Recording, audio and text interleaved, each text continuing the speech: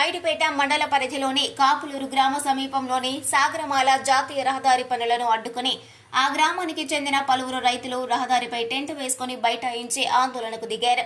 కాపులూరు గ్రామానికి చెందిన 26 మంది రైతులకు సుమారు ₹1 కోటి పైగా భూములకు సంబంధించి పరిహారం అందించాల్సి ఉండగా అధికారులు జాప్యం చేస్తుండటంపై ఆందోళనకు దిగినట్లు బాధితులు వాపోయారు.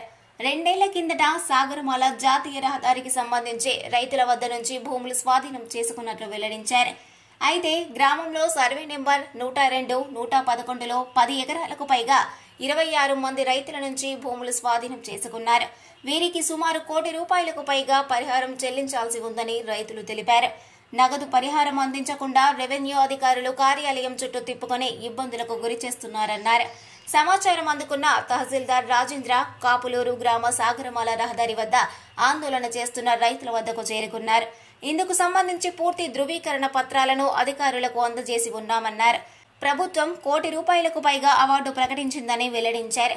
మే 10వ తేదీలోపు రైతులందరికీ న్యాయం జరిగేలా ఉన్నతాధికారులు చర్యలు చేపడుతున్నామని, ఆందోళన విరమించాలని రైతులకు తహసీల్దార్ సూచించారు. దీంతో రైతులు కూడా 10వ తేదీలోపు తమకు భూ పరిహారం అందకపోతే కాపులూరు గ్రామంలోని రైతులతో పాటు చుట్టుపక్కల ప్రాంతాల రైతులతో కలిసి పెద్ద ఎత్తున సాగరమాల రహదారి పనులు అడ్డుకొని ఆందోళన ఉధృతం చేస్తామని రైతులు అల్టిమేటం జారీ చేశారు.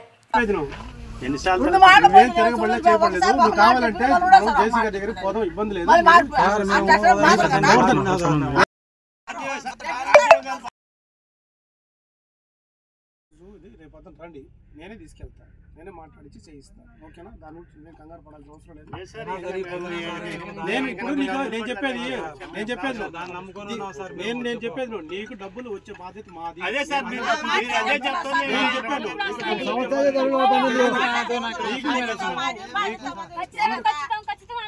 నేను చెప్పేది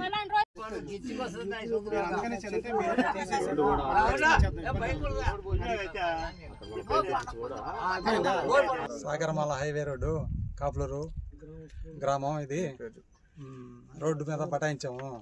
10 సెంట్లకి డబ్బులు రావాలా? ఇప్పటికి 3 సంవత్సరాలు అయింది. రోడ్డు హైవే వాళ్ళు డబ్బులు వేసేస్తారు. మధ్యలో జాయింట్ కలెక్టర్ సంతకం పెట్టలేదని మాకు పేమెంట్ అయితే ఇవ్వాలి. ఇంకా ఈరోజు ఎంఆర్ఓ గారు వచ్చారు. 10 రోజులు టైం చెప్పారు. 10 రోజుల్లో ఇచ్చేస్తామన్నారు. లేకపోతే మళ్ళీ ధర్నా చేయమని చేసుకోండి. మరిన్ని న్యూస్ అప్డేట్ కోసం A3 న్యూస్ ఛానల్ని సబ్స్క్రైబ్ చేసి బెల్ ఐకాన్ను ప్రెస్ చేయండి.